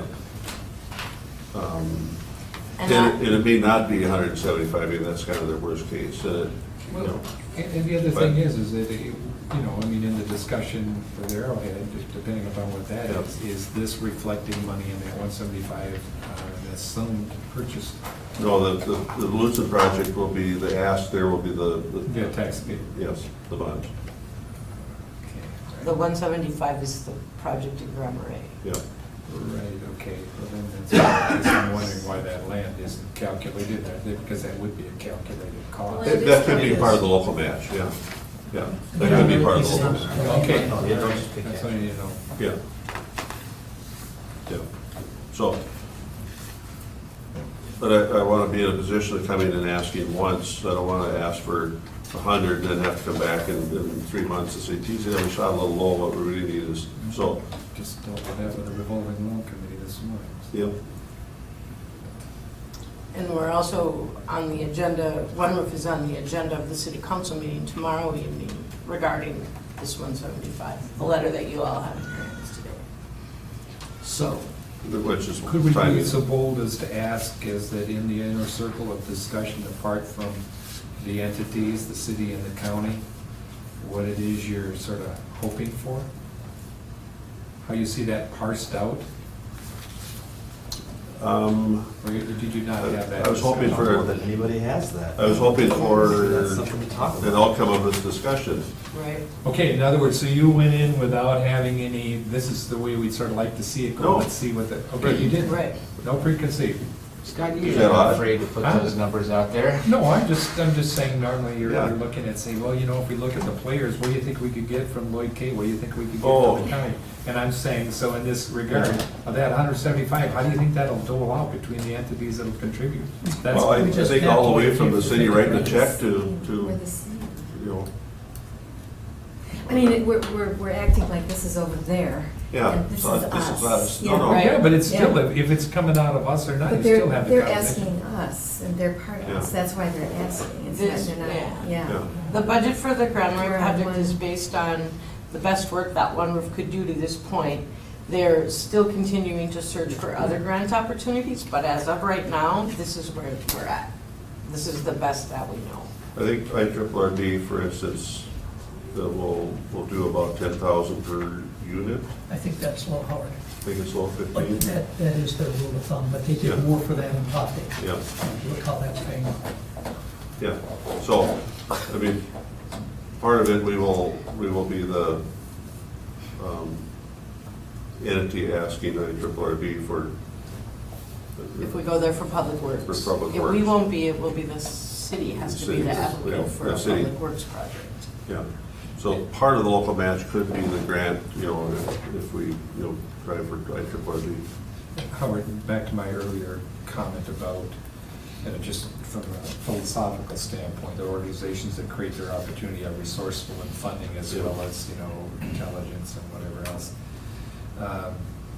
That for me, recognizing it's us, but still I would want to know, this is what we're sort of looking at. This is one scenario where we could get funding this way. We have organizations, when I sit on boards, they say, we're hoping to get this grant, we've applied for it, we think we can get this, we can tap that. We're just wanting to know, how does this look? That's our hope for. But the worst case scenario might be that we just have to flat out da in a tight grant market, you know what I'm saying? Yeah, well, we're pushed timing wise. A couple, you know, one is your budget cycle and you wanting information from us. One is the grant cycle for One Roof. They need a commitment from all of The us. local match. They want by tomorrow, by this week, I guess, isn't it? August, I don't remember the deadline that Well, Cliff has, but this is like the last city council Yeah, this meeting is, that the they can deadline go is, to. the deadline is the city council meeting tomorrow. Yeah. So, yeah, Plus so, the EDA, so there's 5 different grant sources. but we're pushed, the timing is pushed by the grant cycles that One Roof is in. They desire to have a local commitment, right? And Howard, just, there's like 5 different grants here, including Yeah. Yeah, all of which have different cycles. right. No, but there's one in cycle right now that they're looking for, yeah. Right. So is this interconnected in? Should we other get words, the whole Cliff on the thing? phone? Would it be helpful to click on the phone, or is it? I think That would be we're. asking. Yeah, I know. Well, I do have one question, Yeah. and that is, in his letter, which is vague, it says, could replace or lessen that 175. How realistic was it for him to put the word replace in there, in that sentence? When I look at a letter like this from a developer that says up to, I just assume that means 175. Yeah. And if we get lucky, we get lucky. Right. Now, if it's different if this group of people gets together and says, we'll split it up this way, but we'll also explore these three options for making that number smaller, well, then I think, okay, that means something. Yeah. Whereas when I look at that, I think it means we better come up with 175. Yeah, that's why I wanted, like, why would you even bother to put that in there? Being also. Just sound it. Salesmanship? I don't Because know. we still can look for. It's not a marketing firm, okay? Yeah. So a specific numbers question that gets at Gary's comment about the $100,000 in the proposed budget. Yeah. And this $175,000 is if there's support for the levy at $299, which includes that $100,000. Yes. Could this group say 50,000 of that goes to offset that $175,000, so we really do knock that number down to 125? I mean, just an example, that's just a way of taking the numbers, but that's Yeah. what I'm trying to relate. That's what we need to Relate the two understand. numbers. Well, if we need to talk specifics like that, how about if we split it three ways? You know, 1/3 out of our EDA budget, this levy we're asking for, 1/3 out of the excess revenues, or the lot sale fund, and 1/3 out of the city. It wasn't the three ways I was imagining. Somebody had to get discussion going. It seems like there's more ways than that. Okay. But I mean, one of the first questions is if you look at that $100,000 on the first draft of an expense budget, what, is that speculation on new projects? Is that covering some of the costs that we're carrying forward on these two existing projects? No, So it's these are- what's front and center, to Front be and center. sure that we get these born and Okay, so kept alive. how much of that can we take to defray this $175,000 cost We don't- without risking other elements of the don't. project? We don't know until we finish the source and use of funds, Okay. but your 50 might be in the ballpark. The other useful piece of information besides that, Jeff, would be how much is in there that's repurposeful on the lot sales subsequent to the payment of funds, whatever that number is. And Howard, the question, I mean, because we need to know the date to respond. Is that not correct? In other words, this is a time issue. And so a legitimate, we have to have a response and know that the funding is in place. And if you have all this work and coming with a proposal, but the response needs to be yes, go ahead and the money will be there, or no, it won't be. And if we have a timeline to deal with that, because there's a lot of unanswered questions. One is whether there's money and whether we can even Today. do something. It's today. And that, so we're not gonna be comfortable, we should just get used to that idea. And then this other thing that there are unanswered questions that need to be chased down. My suggestion is that we talk about the numbers that we're willing to commit and then do some due diligence on a few different strategies we might use to lower those numbers based on our conversations. It's an act of faith. Really, yeah, because otherwise, the city council is going to have to take a vote tomorrow on how much money they're willing to put towards this project. Their deadline is then, and your only opportunity to respond before then is now. Now, Mike, how quickly could you confirm the amount of money that's, Tomorrow, Because Kim isn't there today. right. do you know at what point the money was converted from bond payments to parking it on the tail end? I don't recall off the top of my head, no. 2 years, 3 years? No. Do you have a best guess as to what you think is in there? And if that's unfair, that's unfair. It is, so Okay. I'm not gonna try. All right. And, I would even say there ought to be two decisions. One, are you willing to spend some of that money? And then two, how much of it? Like, so, and that, after you know the number, then you can address those. And I think if you've made a commitment that covers the 175, we have got all the time in the world, you know, to take 2 or 3 weeks to Yeah. figure that out. Right. Well, and that's, I think that's the clarification we need to make, because we're looking at budgets, we're looking at all this Yeah. information, we're looking at 8% of AMI and all this other, 115% of AMI, blah, blah, blah, blah, blah, I'm getting bogged down.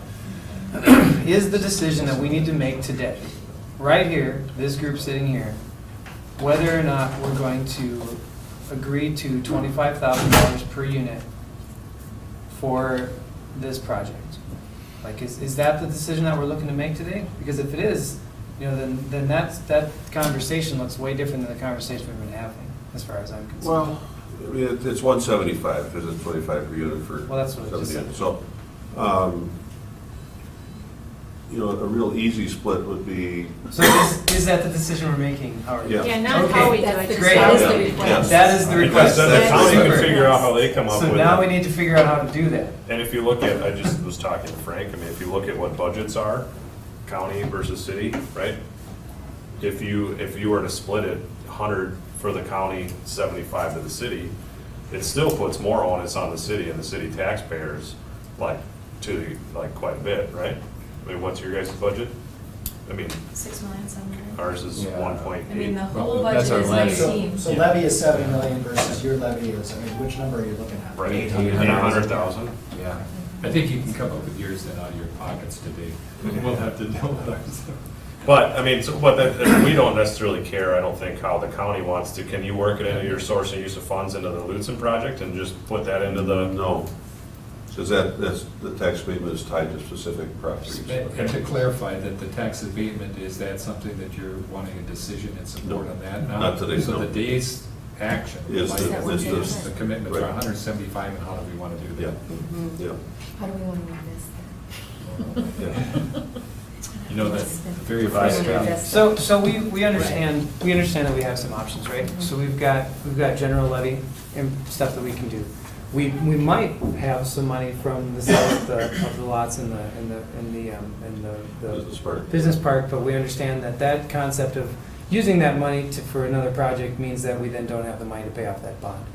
So we also have IRRB grants, which could take care of some of our infrastructure monies. We have possibility of other grants that could also ease the burden on those things, which come in 5 different grant cycles that we would have to chase.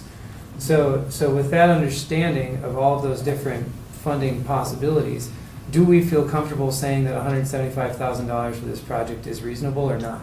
Because if we feel like it's reasonable, then I think that we have our answer. If we don't feel like it's reasonable, then we need to talk about why we don't feel like it's reasonable. Because I Do you think, want a I think show it of does. hands? It's, Yeah, I mean, just a I show of hands just, would be like, really I nice. feel like that's where we need to go. Like, that's for the for decision. context, Let's go there. 175,000 or 25 per unit on a construction cost of $285,000 to $315,000 means about an 8% local subsidy is what this project takes for us to say yes. It's about an 8.3% local subsidy is what this 175,000. Which could be looked at as way too much. Yep, Or and so could be I- looked at as not enough. So A lot of people like that's numbers, really- I like numbers, I like to know if this is gonna be a local subsidy, as somebody who lives in the county, lives in the city, right? Local subsidy, 8% to get that to happen from. Temporary subsidy, because you're gonna get taxes coming back. Exactly. So it's a subsidy, but it's an investment. It's an investment. It's an investment. And to the question, you know, that you're raising, the previous meeting that we had was the feasibility as to the price point and what we're doing to address an identified need that needs some attention. So there's no question that the need is there. Is the response to need a reasonable response? And that's the price point and the affordability, and the one roof makes that doable. Yeah. And so then the question is that if we believe that the feasibility that has informed this recommendation is solid, then are we willing to put the money behind it? And so at this point, because we have to make a decision today and they do tomorrow, it's are we willing to do this? The availability of new units at this proposed price point would have allowed people that turned us down on job offers to say yes and come here. There's no question. So to answer the question, is there a market for these, is there a need for these? Yes, there is, because the county's had people turn down job offers Yeah. because they couldn't find All housing of at us, that. everybody At else. the $200,000 level. If I could just, and then quiet. We've all played with balloons, and we know that the air that fills the balloon, that if we put pressure over here, it makes the balloon change over here. And my point in the analogy basically is that the decision that we make as commissioners, just from the commissioner's standpoint today, means that we're changing the profile of that balloon when we go through this budget process, at least from my perspective. Because this is one entity, it's us, but it's one entity of multiple entities that we need to be It's responsible. not the only one that's gonna ask for more money. Pardon? It's not the only one that's gonna ask for more money. That's exactly right. And Right, but we're not incrementally. talking about the budget, the EDA budget right now. Like, we're not Well, talking but about we are. $100,000 in the But EDA that- budget. We're just talking, I mean, this is part of the conversation, but this is not the decision we're making right now. Right, it's in the It is context. interrelated, we It's don't in have the addition answer to to that. that. But I just want to see a show of hands who supports this. you look at the elected people, Can yeah. I vote? I would just say from a comfort level that Yeah. I would like to have So- a bit more answers to it. So, I totally agree with him. no, and I don't disagree, and I apologize for not tightening this up, because I had no idea where this is gonna go. Wonder if is gonna ask for a commitment, a resolution commitment from you folks, mostly this side of the table. We already did. They've asked, yes. So, and I don't know exactly what form that's gonna take. It's gonna, the form that's gonna take is gonna be parts of this discussion we've had for the last half hour here. Is that, I guess, in your experience of giving commitments back to somebody like this, is that too loose, or you have to have a tighter, or when you, Are you asking what Cliff is asking for? well, Cliff is asking for $175,000 commitment, so I expect that you will look at a resolution at the city council meeting tomorrow night, offering that $175,000 commitment. I mean, I doubt it'll be a resolution. Well, We're talking technicality, I'm sure somebody will just make a motion. yeah, something like that. And then, have we had enough discussion, and then we go back and do some homework and figure out how we parse out that 175 between the county EDA and the city, I guess is the question. Well, I think at that point, we need to do our homework to figure out what's available to us. Because like, in my experience of working with the city, it seems like the first place we go to look at is the places that are gonna help us out with this financially. So Sure. then we get in touch with IRRB, we say, hey, look, we got this great project going on, it's gonna be this Yeah. huge economic development thing. What do you got for us? We're just working Boom, boom, on, boom, we're boom, working boom. on a meeting date with Steve. Steve Peterson is Peterson. looking to be here maybe about the third week of August, and this would be on our agenda. Yeah. Let me know. Okay? I'll be there. All right. I would just say, having have the privilege of serving as a commissioner for 4 years, that this subject is a subject that gets talked to death. And we've had meetings. We're about we've hosted done- we're meetings about here, done we've hosted talking. meeting there. And Yeah. I mean, Could go away. discussion helps refine and have a Yeah. clear picture of where we're at. But for the effort that we invest in doing things that address identified need, if we do not have an active response, it questions the legitimacy of our seriousness in wanting to address an issue.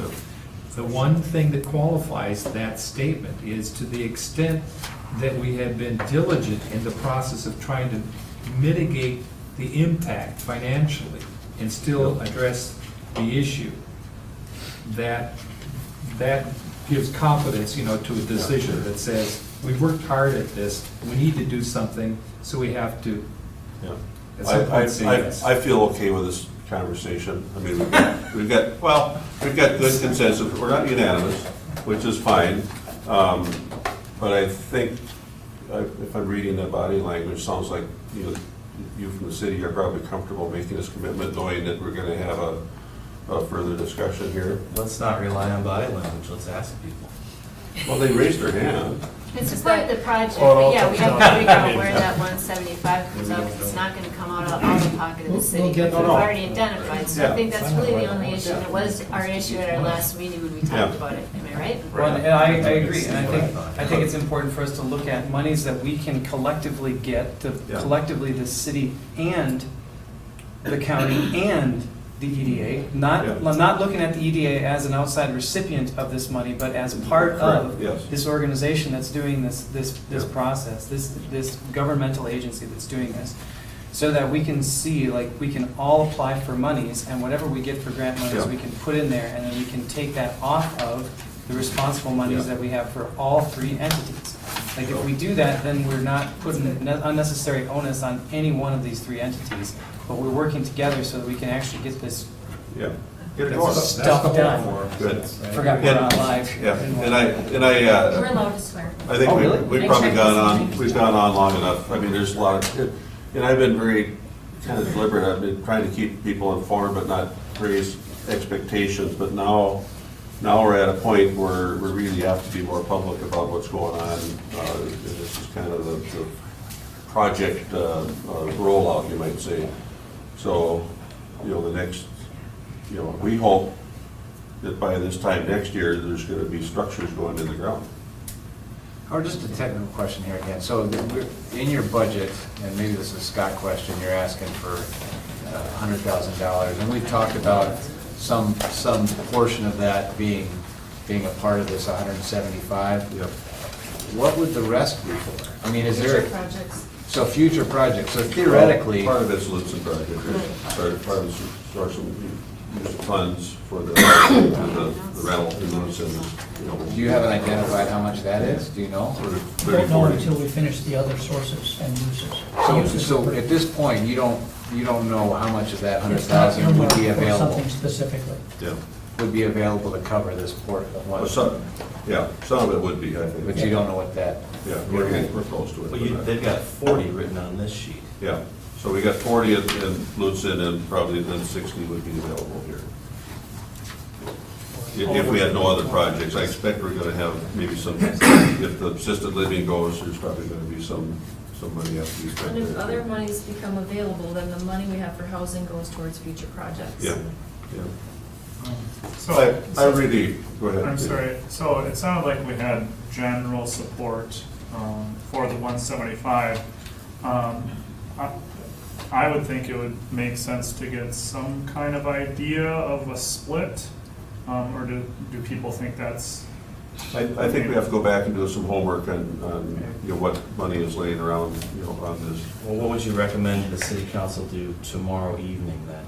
I would recommend you support the 175 with the faith that we can do a split between the EDA county and maybe these other funds. If you're more comfortable coming up with what you can afford and telling us what that is and we go from there, I'm okay with that. I'm eternally grateful that you're even offering.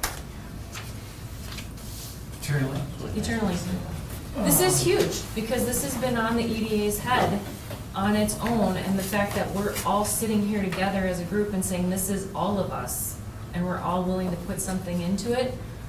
You have a budget, you have a responsibility the same as us, and we all need to sit and figure it out, and you know what your budget is and what your community can afford and what you can responsibly give, so you're gonna figure it out. I could say I want you to give me 125, and you could come back and say I've got 75. Well, it's just my understanding that at 1 o'clock we'll be talking about how we're going to split the 175. Yeah, well. and Do you have a suggestion? And so I just thought there would be some sort of way of figuring that out a little more directly, based on either levy percentages or just tax base in general, and I'd hope we'd be able to get some kind of idea, just so I'm more comfortable tomorrow. If you want a really easy way to do it, Yes. make that $100,000, $225,000, Yep. right? And then make the EDA responsible for that commitment. It's a very easy way to do it. It's a very clean way to do it. It shows up on the levy as saying the EDA is taxing your property so that we can do housing development. right up front, it's right clean. That's the easiest way to do it, because I don't know about the city, but we don't have a lot of loose money sitting in drawers in funds that aren't spoken for. Right. We have lots of drawers. You got lots of drawers? I have some of your drawers. It's an dresser. So Jeff, the issue with that is that obviously then would be spread evenly countywide for the project. The difference if we were to have some percentage would be that the Grand Marais residents would take more of a lion's share for the housing within the I city. just threw it out there as one way to say that we've got a commitment to that. We could put it there, and then we could identify these numbers and knock that number back. I think it's important to keep in mind for perspective that that is an option, although it's been identified obviously by your district that that's not the option that they would prefer. Correct. So Did I I think that hide that somewhere? I think we all acknowledge that. We all acknowledge that. So I mean, And I think that's to going answer in. the question, that's what we've been trying to determine, is something that gives us a sense of knowing better what we're talking about. And that's why I said, this basically is an act of faith. And in what we're saying, it's faith in the people that are directing, the activity through the EDA, and it's recognizing an identified need. We make a commitment to each other to try to find a fair balance in how that responsibility gets distributed. But yeah, there's, for me, and Brittany knows this in the revolving loan committee, and Scott would know this too, well, how are you sitting on that? Sometimes there's things that come in, and we have those questions that we can confidently make a recommendation. Other things, there's a lot of things that are a little iffy, but there are other things that tend to drive that, and it's a trust in people, and it's identifying need and opportunities. So unfortunately, my commitment is based with a lot of unanswered questions, but those two things, trust in people that have stepped up to the plate and identified need, and our commitment to each other to try to find where that balance is, because we have a responsibility on behalf of taxpayers to mitigate that impact. The advantage of putting it all in a line item on housing is we created elbow room for future projects. That's, it's a big pill to swallow in one shot, but then it'd be done. I would question though whether it enables us to give Cliff and One Roof a written commitment to the $175,000 in matching funds that they need to leverage the $1.2 million grant that they're chasing. Just means it's from- coming from us instead of from him. Right. Yeah. And, But without approval of this EDA budget, can the EDA sign a letter that says we Well, commit to it? That's what I'm saying, pinning it in there and saying that covers it, basically says that there would be support to levy at that level. But that's not where we're at. Like, No, we're it's not where We're we're not at. at a budget conversation yet. We're at a Right. commitment We just conversation. haven't- We already raised our hands to say we're Just going keep to do it. Well, we don't need to wait for Cliff to show up at your meeting tomorrow. We can all in this room right now say that these three entities will sign a letter that say we commit to $175,000 and then Public take our time to entity. figure out how to do it. right. That's what I was kind of proposing. Yeah. I mean, I think. Watch the video See, and determine whether or not you I'm very comfortable with that. Good. It's- I got more things to do, so I really, I think we've chased this around as much as we can. No, let's hang out for a while. Okay. Sorry, that was. Second is orderly coming shortly. Yeah. Howard, Yes. may I just say one thing? I came here not knowing what to expect. I am delighted to hear as much support for affordable housing in Cook County as I've heard today. And I just want to say thank you all. Amen. Yeah, I was gonna say thank you, but thank you for that. It's, I think it's been better than the dysfunction that looked maybe on TV. I think it's been helpful and good. We haven't thrown anything yet. No, well, I mean, yes, there's gonna be stuff to work out, but I think we're all I feel that we're mostly on the same page. we'll get there. Well, so if we wanna do that, do we each of our entities have to make a motion separately then to do that That's right too now? Or do we complicated. just say? I don't- say it now? I don't- Just a consensus. 'cause It's I a think- consensus because Yeah. this isn't a formal Yeah. council meeting, Right. nor is it a Yeah, formal so meeting. it's- It's yeah. an informal, Well, when does it change from a You're gonna- consensus to a formal? tomorrow night, it'll be When a we formal change the way council the meeting. tables, I got figured. I mean, I'll help. So tomorrow night would be Tomorrow letter of night. support, August 9th would be the county board's letter of support. One of And the us here will have a conversation with Cliff. About what he needs. No, about the outcome of this meeting. He's not watching us, Cliff? Well, he might, we'll tell him the link. But we'll just nail down exactly what he needs, we'll try to get him, I mean, he wrote kind of a loosey-goosey letter, we can write him one back. Um, Well, he's gonna have to mail it to St. Paul, maybe not Lucy. We will Well, write it. we'll see. You will write it. We'll see what he needs. Right. 3 minutes and we're under 3 o'clock. All right. Anything else? Thank you very much. I think this, for me, it's been very helpful. I hope it's been good. Rainey, you've been quiet. Great. Anything to add? Can I get the county board, Gary? I need a motion to adjourn from the county board. Thank you. Can we have that? See you at 5? Yes. Patrick, we've officially adjourned. I think we need to count down.